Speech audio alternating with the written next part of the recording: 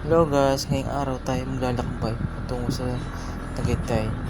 Dito ako dumadaan sa Barangay Mabato, Calamba City. Ang ganda ng view dito, kaso di pa nga lang maayos ang daan. Dito hindi pa rin siya bago, pero di okay na rin. Ang huling punta ko dito hindi ganito, napakaraming bato dati. Ay ko. Ay. At ang kagandahan dito, napakalamig. Ang init kasi ng panahon ngayon. Kailangan din natin ng sariwang hangin. Kaya ayun guys, tara mag-rise. Go.